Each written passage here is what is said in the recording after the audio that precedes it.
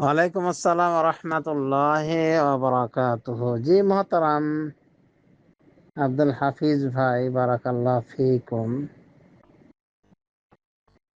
যারা বলেন যে আবু হানিফা রাহিমাহুল্লাহ ৮০ হিজরিতে জন্মগ্রহণ করেছেন এবং মৃত্যুবরণ করেছেন ১৫০-এ, তো এত প্রাচীনতম ইমাম উনি হাদিস এত পাননি, তাহলে পরে কেমনে ইমাম বুখারী এত হাদিস পেলেন, মুসলিম এত হাদিস পেলেন, আবু দাউদ তিরমিজি এত হাদিস পেলেন? তার মানে ওনারই সব থেকে হাদিসের জ্ঞান বেশি থাকা জরুরি, ওনারই বেশি জ্ঞান ছিল। তো উনি যদি না পান হাদিস, তো কেমন হলো, কেমন হবে? তো এই সমস্ত কথাগুলি যারা বলে তারা আসলে বলা যেতে পারে কট্টর জাহেল, তাদের ঐতিহাসিক কোনো জ্ঞান নাই, জাত মূর্খ অনেকে। আবু হানিফা রাহিমাহুল্লাহ সম্পর্কে তার ব্যাকগ্রাউন্ড দেখতে হবে। উনি ইরাকে ছিলেন, ইরাকের কুফা বসরায় যে সমস্ত সাহাবীরা ছিলেন ওই সময়, বা ইরাক কুফায় গিয়েছেন, এদের সংখ্যা একেবারে নগণ্য। আর ইরাকিদের বেশিরভাগ মাসালা আব্দুল্লাহ মাসউদ তার থেকে নেয়া।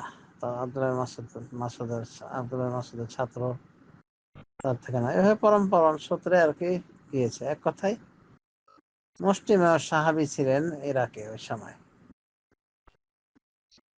পুরো ইরাকে। তো আবু হানিফা রাহিমাহুল্লাহ কুফায় ছিলেন। আর আবু হানিফা সম্পর্কে জীবনীকাররা বলছেন যে উনি হাদিসের সংকলনের জন্য পবিত্র হননি। উনি নিজের এলাকাতে বসে থেকে জ্ঞান আহরণ করে যা জ্ঞান শিখেছেন সেটাই বিতরণ করেছিলেন। আর ওই সময় কঠিন মিথ্যাবাদী ছিল। তো ইরাক বাসী সম্পর্কে বলা হয়ে থাকে, বিশেষ করে কুফাবাসী থেকে, যে মদিনায় যে হাদিস এক বিঘত হতো, সেটা কুফা পর্যন্ত যেতে যেতে এক হাত হয়ে যেত। মানে হাদিসের টাকশাল ছিল এই কুফা, দারুদ দর্ব। মানে যেভাবে ওই কয়েন, টাকা ইত্যাদি তৈরি হয় কারখানায়, ওরকম করে তৈরি হতো হাদিস। তো মিথ্যাবাদীদের মিথ্যার ছড়াছড়ি থাকার কারণে আবু হানিফা রাহিমাহুল্লাহ হাদিস গ্রহণে অনেক সতর্ক থাকতেন, নিতেন না মিথ্যাবাদীর ভরার জন্য। তো যেগুলো উনি ভালোভাবে জানতে পেরেছেন সেগুলো উনি সংকলন করেছেন।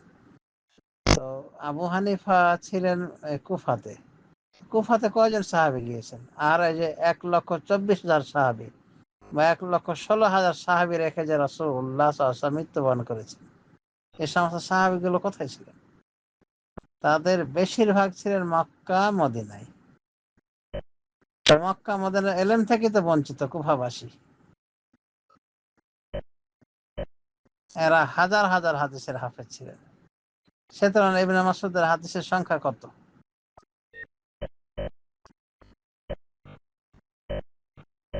কয়েক হাজার বা হাজারের অধিক, ১,০০০-এর অধিক।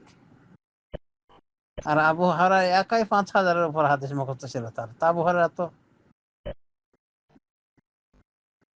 উনি তো ওনার জায়গাতে থেকেছেন। তো যা হোক, আবু হানিফা রাহিমাহুল্লাহ প্রথমত উনি হাদিসের জন্য সফর করেননি। তারপরও এই মিথ্যার ছড়াছড়ি ছিল, এই জন্য হাদিস উনি গ্রহণের ক্ষেত্রে অনেক সতর্ক থাকতেন। তৃতীয়ত, ওনার হাদিস বহনের ক্ষেত্রে স্মৃতিশক্তি দুর্বল ছিল। ওনাকে অন্তত ডজন খানেক ইমাম মুহাদ্দিস, হাদিস বিশারদ, হাদিসের পণ্ডিত প্রায় ডজন খানেক তাকে জয়ীফ বলেছেন। যেমন ইমাম বুখারী তাকে জয়ীফ বলেছেন, ইমাম দারাকুতনি তাকে জয়ীফ বলেছেন, ইমাম নাসাই তাকে বলেছেন লাইসা বিল কাবিয়্যে, সেরকম শক্তিশালী ছিলেন না। ইমাম ইবনে হিব্বান, যিনি সহিহ ইবনে হিব্বানের প্রণেতা, উনিও বলেছেন যে অল্প সামান্য হাদিসই বর্ণনা করেছেন, তারপরও বর্ণনাগুলি করতে গিয়ে, বর্ণনা দিতে গিয়ে এলোমেলো করে দিয়েছেন। মানে সঠিকভাবে বর্ণনা করতে পারেননি। ইমাম আবু হানিফারই একজন স্বনামধন্য শাগরেদ ছাত্র আব্দুল্লাহ বিন মুবারক, উনি বলছেন কানা আবু হানিফা মিসকিনান ফিল হাদিস, হাদিস শাস্ত্রে উনি মিসকিন ছিলেন। এখন অধিকাংশ মুহাদ্দিসের নিকটে, বিশেষ করে এই যে বুখারী, মুসলিম, আবু দাউদ, তিরমিজি, নাসাই, ইবনে মাজাহ, তো এই সমস্ত হাদিসে ওনার কয়টা হাদিস আছে? হয়তো অন্যান্য বর্ণনা আসছে, অন্য ইমামদের সূত্রে বর্ণনা এসেছে। আর আবু হানিফা বর্ণার যুগেই জন্মগ্রহণ করেছিলেন। তো ওনার সূত্রে হাদিস, এই সিহাসিত্তা জাহানাফির বলে, কয়টা হাদিস আছে তার সূত্রে? ইমাম নাসাই একটাকে দুইটা হাদিস বর্ণনা করার পরে উনি ওইটাকে জয়ীফ প্রমাণ করেছেন। এখন মুহাদ্দিসদের নিকটে যে সনদে আবু হানিফা থাকে সেই সনদটাই জয়ীফ, ওই হাদিসটাই জয়ীফ হয়ে যায়। তাহলে এই যে ফাঁকা বুলি যে ইমাম আবু হানিফা যদি হাদিস না জানে, তাহলে এরা কিভাবে পেল? এরা পেয়েছে কেন? খেয়ে না খেয়ে দূর দূর দূরান্ত সফর করেছে, এদেশ থেকে ওই দেশ, ওই দেশ থেকে সে দেশ, মক্কা থেকে মদিনা, মদিনা থেকে মক্কা, মিশর, তারপরে কুফা, ইরাকের এই কুফা, বাসরা, খোরাসান, এইভাবে সাহাবীরা যেভাবে ছড়িয়ে ছিটিয়ে গিয়েছিল, ওই হাদিস সংকলনকারী মুহাদ্দিসগণ তারা ছড়িয়ে ছিটিয়ে গিয়ে এইভাবে মুখস্থ, এইভাবে কালেকশন করেছেন তারা।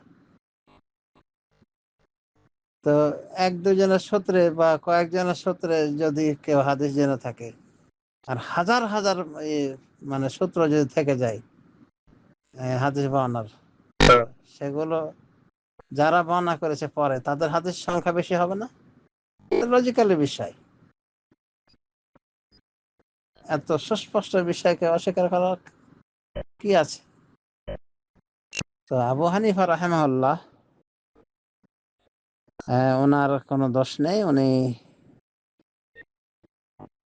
মানে উপস্থিত কোনো মাসআলা আসলে ওটার সমাধান দিতে কোরআন দেখে, এরপরে হাদিস দেখে, হাদিস যদি না থেকেছে ওনার নিকটে উপস্থিত, হাদিস যদি দিতে না পেরেছেন উনি কিয়াস করে উত্তর দিয়েছেন। দেখা গেছে যে পরবর্তীতে হাদিসের সংকলন যখন ব্যাপক আকারে শুরু হয়ে গেল, মহাদেশরা যখন দেশ থেকে দেশান্তর হয়ে আরো বিভিন্ন দেশ থেকে সাহাবারা যেখানে যেখানে গেছে, সেখানে সেখানে গিয়ে তারা যখন কালেকশন করেছিলেন, তাদের সূত্রে বর্ণিত হাদিসগুলি যারা শুনেছিল তাদের থেকে কালেকশন করেছিলেন, তো তাদের সংকলন ব্যাপক হবে, এটাই স্বাভাবিক।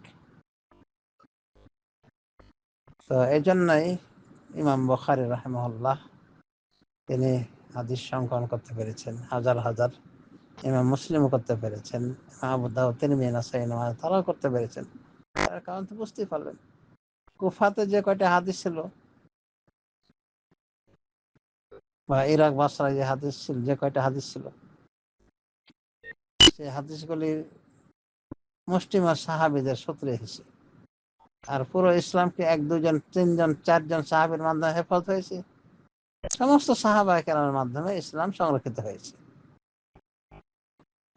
তো এদিকে পড়ে থাকলেন ইবনে আব্বাস সহ আরো বড় বড় মুহাদ্দিস সাহাবায়ে কেরাম, পুরো গোষ্ঠী পড়ে সাহাবায়ে কেরাম গোষ্ঠী বাইরে রয়েছে, কুফার বাইরে বা কুফা, ইরাক, বাসরার বাইরে।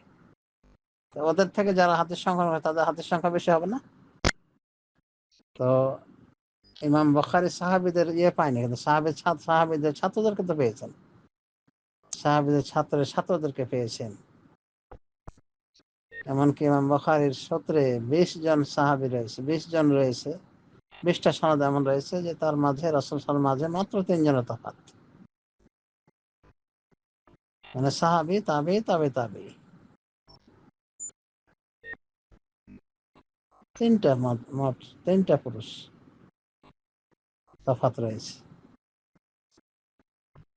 তো পরবর্তী হাদিসগুলি সাহাবায়ে কেরাম যেভাবে ছড়িয়ে ছিটিয়ে গিয়েছিলেন, হাদিসগুলো ওইভাবে ছড়িয়ে ছিটিয়ে ছিল। তো পরবর্তীতে সমস্ত হাদিসগুলিকে যখন একাকার করে দেওয়া হয়েছে, সংকলন করা হয়েছে, তখন হাজার হাজার হাদিস হয়েছে। মুসনাদ ইবনে শাইবাতে 30,000 40,000 হাদিসের সংকলন। মুসনাদ আহমদ, এটা মুসনাদ ইবনে শাইবা থেকে আরো ভালো, শুধু রাসূলের হাদিস সংকলন হয়েছে, সাহাবায়ে কেরাম হয়েছে খুব অল্প। তো সেই হাদিস সংকলনের কেতাবের নাম তো মুসনাদ আহমদ, মুসনাদ ইমাম আহমদ। সেখানে 35 থেকে 40 হাজার হাদিসের সংকলন হয়েছে। আবু হানিফা কেমনে পারবে? উনি প্রাচীন একজন ইমাম, আর উনি এক জায়গাতেই থেকেছেন, হাদিসের জন্য উনি সফর তো করেননি। এমনকি হাদিস শাস্ত্রের মুহাদ্দিসের নিকটে উনি একজন জয়ীফ ব্যক্তি।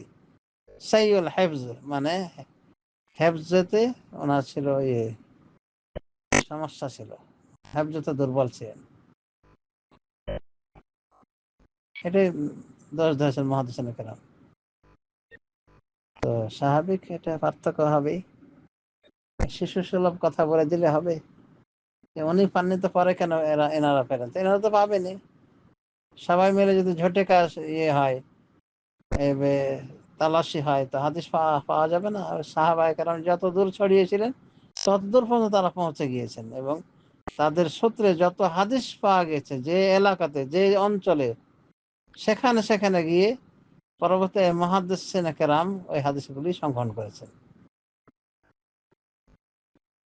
কাজে হাদিসের ভান্ডার পরবর্তী জড়ো হয়েছে। আর হানাফি মাযহাবও কয়টা আবু হানিফার হাদিসের উপর আমল করতে পারছে, বা আবু হানিফার কেতাবের নাম নিতেছে হাদিসের ক্ষেত্রে? সবাই তো তারা বলতে গিয়ে বলে রাহুল ইমাম বুখারী, মুসলিম, আবু দাউদ, তিরমিজি, নাসাঈ, কেন বলে না আবু হানিফা, রাহুল ইমাম আবু হানিফা। মুসনাদ আবু হানিফা নামে একটা কেতাব রয়েছে, সে কেতাবটার প্রায় সবই জয়ীফ জাল হাদিস, এমনকি ওর রাবি গুলো জয়ীফ। আর খোদ আবু হানিফাই তো বিতর্কিত, ডজন খানে মুহাদ্দিস তাকে জয়ীফ বলেছেন। তাহলে খালি ওই সাহাবীদের কাছাকাছি জামানার লোক হয়ে গেলেই হাদিসের পণ্ডিত হয়ে যাবে, এমন তো জরুরি না। তো যাই হোক, হাদিস শাস্ত্রের ক্ষেত্রে ইমাম আবু হানিফার অবদান একেবারেই ক্ষীণ, দুর্বল। যদি ওনার অনুসারীরা অনেক বাগাড়ম্পূর্ণ কথা বলে থাকে, অনেক কিছু হাইলাইট করে বলে থাকে, এগুলো সবই বলা যেতে পারে আমাদের বাড়াবাড়ি। আল্লাহ রাব্বুল আলামিন হেদায়েতের মালিক। তো যাই হোক, আবু হানিফা রাহিমাহুল্লাহ মুহাদ্দিসিনের নিকটে জয়ীফ রাবী একজন,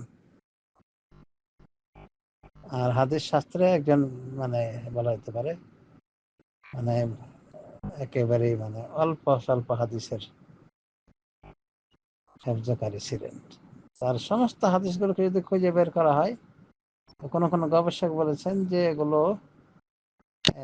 700-800 এরকম হইতে পারে, আর বেশি না।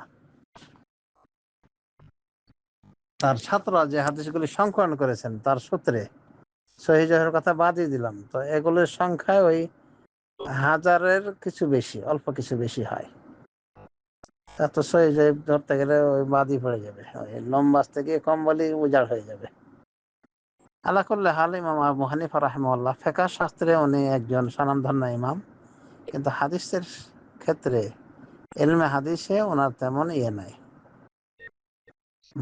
সুখ্যাতি নাই। বরং ডজন খানেক মুহাদ্দিসিনে কেরাম তাকে অভিযুক্ত করেছেন স্মৃতিশক্তির দুর্বলতার বিষয়ে। আল্লাহ আলম।